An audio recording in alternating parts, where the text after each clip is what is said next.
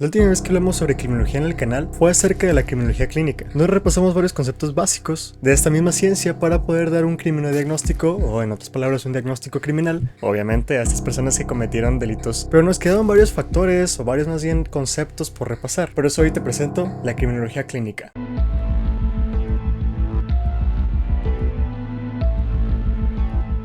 Como ya te mencioné, existe un video ya sobre los primeros conceptos o elementos básicos de un criminodiagnóstico. También hablamos sobre todas aquellas áreas o servicios, en este caso, que involucran a un criminodiagnóstico. Si no has visto ese video, te lo voy a dejar acá arriba y así puedas comprender todavía muchísimo mejor el video de hoy. Tenemos que recordar que para la criminología clínica es primordial saber toda la historia de vida de este delincuente. De igual manera, se tiene que estudiar desde el ámbito biopsicosocial, factores biológicos, psicológicos y sociales, con el fin de poder encontrar el nivel de peligrosidad del sujeto. En el primer video hablábamos de cómo es que la capacidad criminal y la adaptabilidad social son factores esenciales que, si conocemos, podremos diagnosticar o más bien concluir con el estado peligroso de la persona. Pero para poder encontrar la capacidad criminal y la adaptabilidad social también debemos de saber más factores, más elementos y más partes de la historia del sujeto. Comencemos primero con la capacidad criminal. En esta vamos a hablar sobre un rasgo de inintimidabilidad. Este concepto hace referencia, más que nada, a todas aquellas consecuencias que pueden tener los actos delictivos de las personas. En este caso, el delincuente, si comete algún tipo de delito,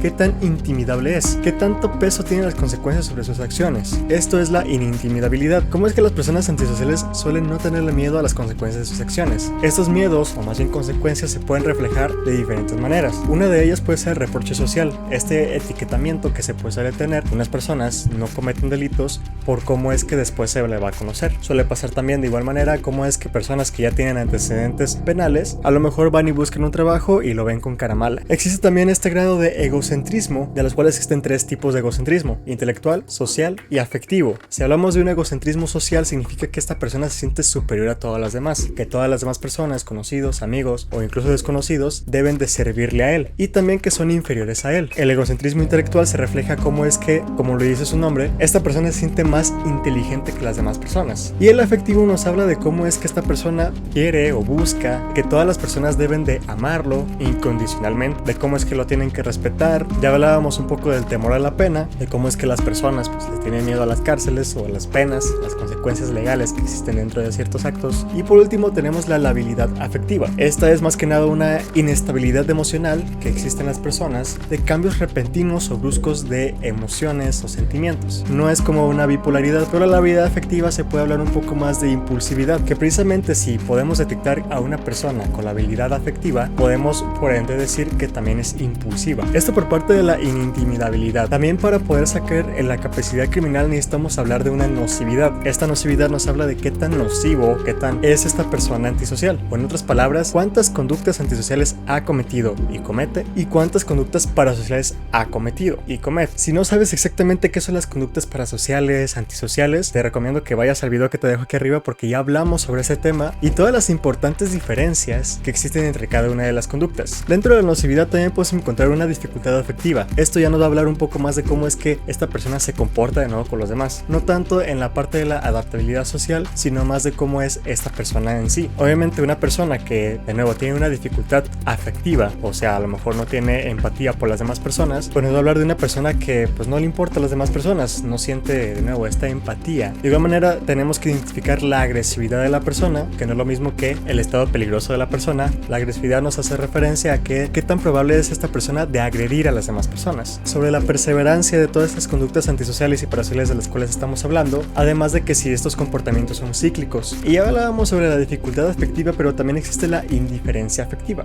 que también va un poco encaminada con todas estas partes de no sentir empatía por los demás, no poder expresar adecuadamente sus emociones. Esto por parte de la capacidad criminal. Ahora sí vamos con la adaptabilidad social. Recordemos que nos hace referencia a qué tan bueno es este sujeto para poderse mezclar o interactuar con su entorno. Esta se va a medir en alta, media o baja, igual que la capacidad criminal, alta, media o baja. Y aquí tenemos que hacer un análisis profundo de todos los comportamientos e interacciones que tiene la persona con su entorno. Uno de los casos es identificar el rol social que ejerce esta persona en su sociedad, siendo estos 4. Si es líder, tenga la capacidad y la habilidad de poder dirigir un grupo de personas. Tenemos un líder emergente, que son todas estas personas que fácil y sencillamente pueden ser líderes, pero no lo son, no buscan ser líderes, pero podrían serlos, y si las circunstancias lo amerita, ellos son los primeros en levantar la mano y ponerse ese rol de líder, por eso se llama emergente. Pueden seguir órdenes perfectamente de otro líder, contrario a un líder. Un líder no puede seguir o no es tan capaz de seguir instrucciones de otras personas, porque es también una de las características de ser líder en ese tipo de personas, es que suelen ser muy egocéntricos. Regresando con el emergente, ellos son capaces de recibir órdenes, pero también son capaces de darlas. Tenemos a los seguidores, que pues son estas personas que simplemente no dan órdenes, no son capaces de poder dirigir un grupo social, pero son capaces de poder interactuar dentro de este grupo social y seguir órdenes que se les den. Y por último tenemos aquellos que actúan por cuenta propia, que a diferencia del líder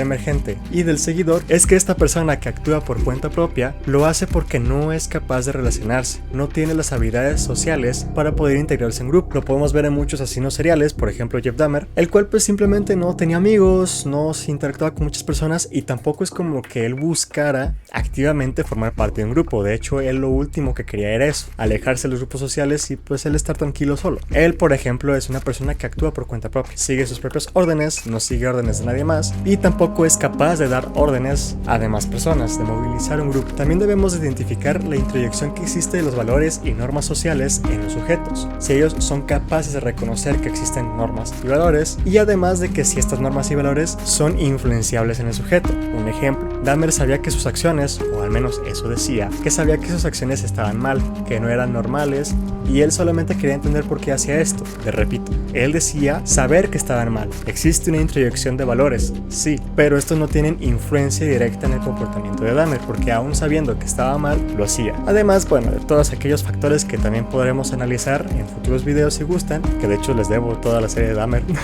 El tipo de autoridad que existía o existe en su familia, si su familia, por ejemplo, sus papás eran permisivos, o sea que lo dejaban hacer lo que quisieran, o si eran a lo mejor muy estrictos, si eran indiferentes, no les importaba, o sea, todo este tipo de dinámica familiar que existía en el círculo familiar primario. Todas las relaciones que tienen los sujetos, y no me refiero a que, por ejemplo, si tienen o no tienen novia, que sí es un factor importante también para saber qué tipo de interacción, conductas o comportamientos tiene con su pareja, sus hijos, si es que tiene, y bueno, cómo es que es la dinámica familiar del núcleo secundario. Y así es como se puede sacar la peligrosidad de un sujeto. Sabiendo la capacidad criminal y la adaptabilidad social de este mismo, podremos decir si su peligrosidad es alta, media o baja. Ahora bien, les voy a compartir una reflexión que una vez me dio un criminólogo en una conferencia, que preguntaba cómo es que las personas son peligrosas para quién. Un ejemplo, una persona que sea pedófilo, a lo mejor porque es impulsivo, porque tiene un tiempo de demora muy bajo, porque tiene una labilidad afectiva, porque tiene indiferencia afectiva, bueno, todo ese tipo de cosas podrían indicar que la persona, o en este caso nuestro sujeto delictivo, puede ser peligrosamente alto. Pero exactamente ¿para quién es alto? Si en todos sus delitos solamente agredió a menores, ¿es acaso peligroso para, por ejemplo, una persona mayor o una persona joven? Sí, no, o es más bien peligrosamente alto para los niños. Es ahí donde tenemos que hacer la diferencia y tenemos que ser un poco más reflexivos en este ámbito. Como pueden ver, existen diferentes factores que debemos de analizar. No solamente tenemos que, por ejemplo, analizar el modus operandi de la persona, hacer un perfil criminal. No todo es un perfil criminal. De nuevo, debemos de identificar todos aquellos factores y elementos que influenciaron a la persona, tanto internos como externos, a cometer un cierto tipo de delito o ciertos tipos de delito. Aún tenemos mucho de qué hablar, muchos conceptos, muchas categorías, varias cosas,